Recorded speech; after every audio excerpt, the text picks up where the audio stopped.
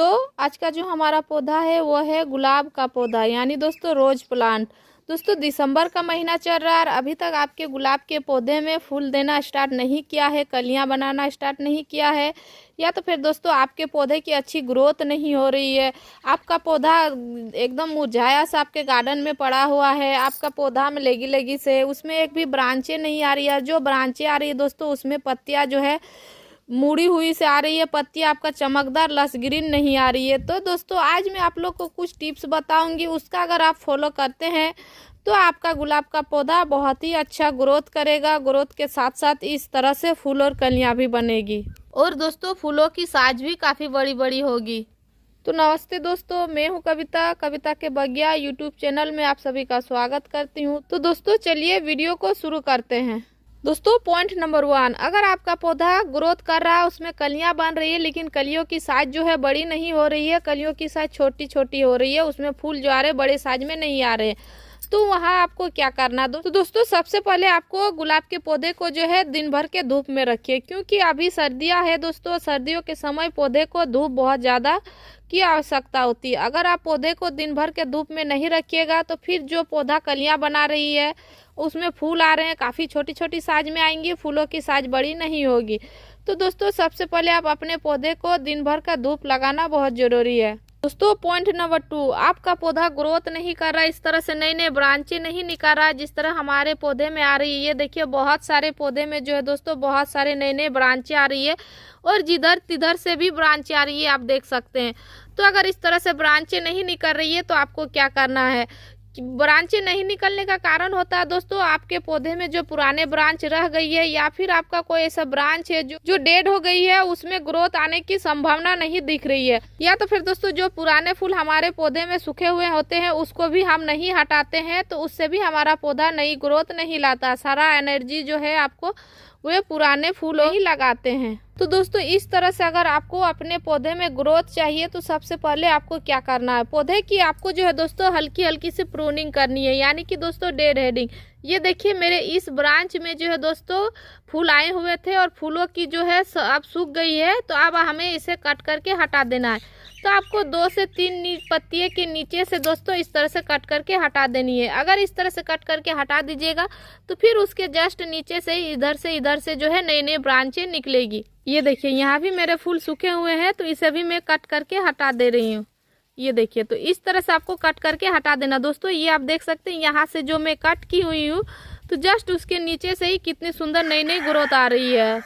तो दोस्तों इस तरह से आपको सारे पुराने ब्रांच को और सूखे हुए फूल को जो है कट करके हटा देना है, उससे आपका पौधा नई ग्रोथ निकालेगा। ये देखिए इधर भी ब्रांच थी दोस्तों, तो यहाँ से भी मैंने जो है उसे कट करके हटा दी थी, तो आप देख सकते हैं मेरे पौधे में जो है फिर से नई ग्रोथ आ रही है और बहुत ही सुंदर सुंदर और हेल्दी ग्रोथ आ रही है। ये देखिए एक फूल इधर भी सूख गई है, तो इसे भी हमें कट करके हटा देना है। दोस्तों पॉइंट नंबर 3, अगर आपका पौधा ग्रोथ तो अच्छी खासी कर रही है लेकिन उसमें कलियां नहीं बन रही है, लेकिन दोस्तों आपके पौधे में अभी तक एक भी जो है कलियां नहीं बनाई है, ना उसमें फूल खिले हैं, तो दोस्तों उसके लिए आपको क्या करना है, उससे आपके पौधे की मिट्टी एसिडिक करनी होगी। क्योंकि दोस्तों पौधे की मिट्टी अगर एसिडिक नहीं रहेगी तो पौधा आपका फिर फूल नहीं देगा, उसमें कलियां नहीं बनेगी। जब पौधे की मिट्टी क्षारीय हो जाती है तो उस टाइम पौधा हमारा फूल देना बंद कर देता है, सिर्फ ग्रोथ करता है। तो ग्रोथ के लिए दोस्तों हमें तो अपने पौधे में कंपोस्ट की आवश्यकता होती है, लेकिन अगर हमारे पौधे की मिट्टी क्षारीय हो गई है तो उसके लिए हमें क्या करना होगा, उसके लिए दोस्तों हमें लेनी है एक फिटकिरी। ये देखिए इस तरह से, क्योंकि फिटकिरी से ही दोस्तों हमारे पौधे की मिट्टी जो है वो एसिडिक बनेगी, क्षारीय से अम्लीय बन जाएगी। हमारी पौधे की मिट्टी क्षारीय हो जाती है दोस्तों तो उसमें कलियां बनाना बंद कर देता है और पौधा सिर्फ ग्रोथ करता है। तो हमें इसे किस तरह से यूज करना है दोस्तों, इसे हमें जो है चूर लेना है अच्छी तरह से। तो ये देखिए दोस्तों इस तरह से फिटकिरी को आपको चूर लेना है, अच्छी तरह से इसका पाउडर बना लेना। उसके बाद आपको 2 चुटकी के करीब आपको अपने गुलाब के पौधे में दे देना, और इसे महीने में सिर्फ एक ही बार देना है दोस्तों, बार बार आपको नहीं देना है। ये देखिए इस तरह से एक चुटकी आपको जो है इस तरह से साइड साइड से डाल देनी है।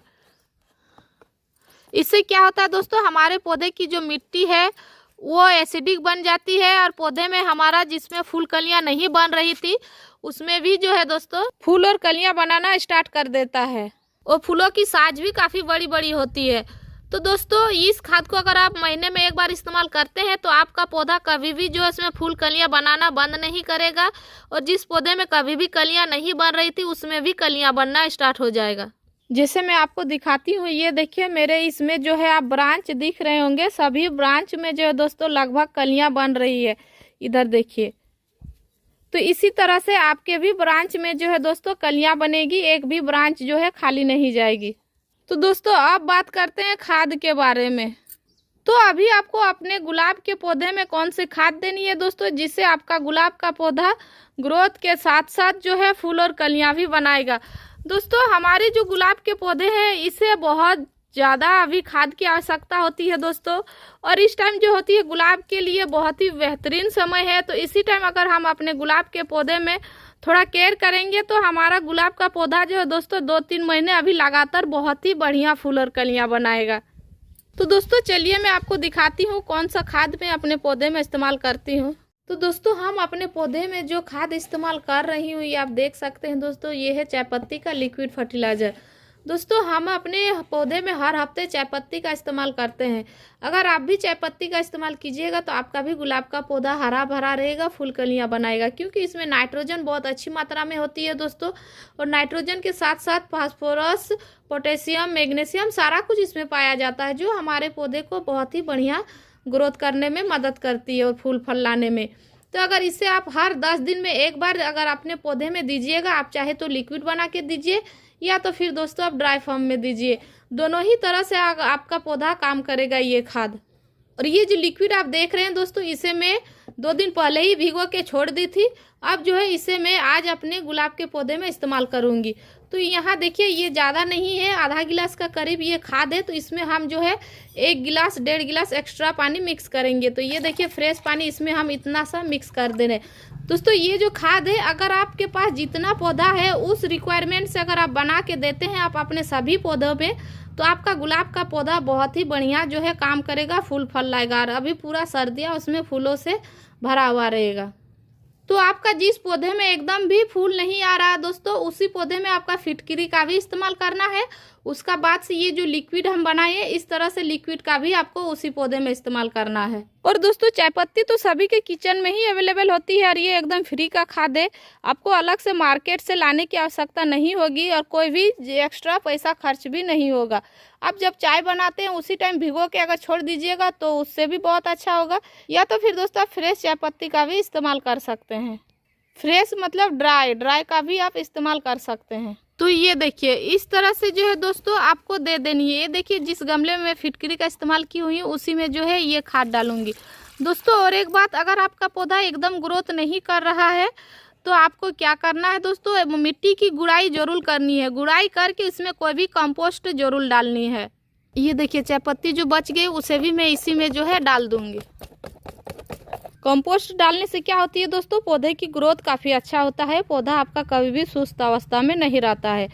तो दोस्तों वीडियो में दी गई जानकारी अगर आपको अच्छी लगी है तो वीडियो को एक लाइक ज़रूर कीजिएगा। अब तक आपने मेरे चैनल को सब्सक्राइब नहीं किए हैं तो मेरे चैनल को सब्सक्राइब भी जरूर कर लीजिएगा।